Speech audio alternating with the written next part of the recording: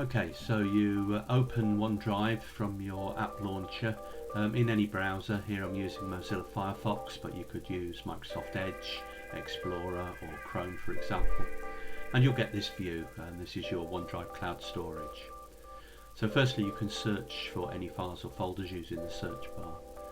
Below this, in the side menu, you get a view of your files. So files is your personal storage area, and you can see here that I've got some folders and some files that are outside of the folders, pretty much like you'd have in Explorer. Below this is the recent button, so any files that have recently been opened will appear here. So this just allows you to access things that you're using regularly. Shared with me contains any files that have been shared with you by other people. Sharing is a key feature within OneDrive, and we'll talk about that later. The Discover button, this is new. This allows you to look at trending documents and see what other people are looking at. You can only see documents that you've got permission to access, and you have the recycle bin. I'm also a member of a group, so within Office 365 you can belong to groups, and groups share material. Here you can see links to web pages within the SharePoint intranet. Okay, so going back to files. If you want to create a new file or folder, you simply click on New at the top. Click will create a new folder, and you can see also that you've got links to the online versions of the Office web applications. This would allow you to open Word and write a new Word document directly online and then save it back into your OneDrive. If you've created a document elsewhere using Office installed on your PC and you've uploaded it to the network, or it's stored on your local drive, you can upload it into OneDrive very easily by clicking on the upload button.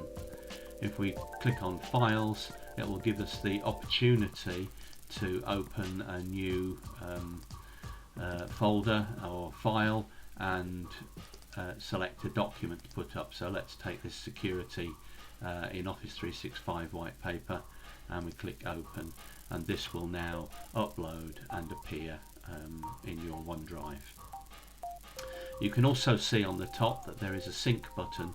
Now, we've previously mentioned in this course that you can synchronize a folder on your personal computer, not a shared computer, a personal one, with your OneDrive. If you add a file to that folder, it will automatically be saved into your cloud storage on OneDrive. Similarly, if we create a new file in OneDrive online, then you can synchronize it back to your PC folder. Okay, so looking at the documents here, you can select these. There's a little epsilon, the three dots at the side, and this is where your menu will drop down from. But you can see that this is broadly mirrored along the top bar here. So this allows you to move files around, delete them, copy them, rename them, etc. Common functions. One of the key things to know in Office 365 is that every page has got a web address or URL. You can use this to share links to pages, or alternatively to documents. So if, for example, we want to share this security in Office 365 white paper with people, then we can get a link. You click on the epsilon, go to copy link, it opens up the dialog here. You can right click and copy. That will send the link to your clipboard. You can also use Control-C as a keyboard shortcut. Then you can choose who can view, so here it's set to anyone, or people within the institution, or specific people, and you can enter their name or email address. If you don't want editing, you can turn that off, and you can set an expiry date. After this time, the link will no longer be operational, and then you just click apply. So finally, sharing. Sharing with cloud storage is revolutionising the way that we work. So previously, if you'd wanted to share a document like the security white paper with colleagues, then you might email it to people. The problem with this is once folks start editing it, you end up with multiple versions and multiple emails, and people claim that they've not seen their mail, etc., etc.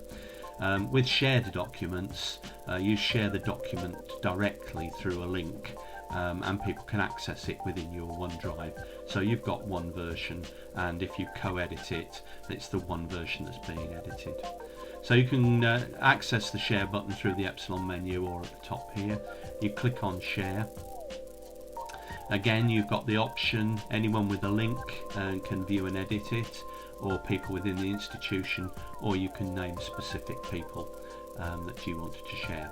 You can see you've got an allow editing button, so if you want them to be able to edit the document, leave that checked. If not, you uncheck it. Now that document is read only. So you then enter a name, so it will search the Office 365 user database and bring up the people with that name, so I can share this with Lee, and you just click apply, and that document is now going to be shared with the other user, and it will appear in their shared with me folder at the other end.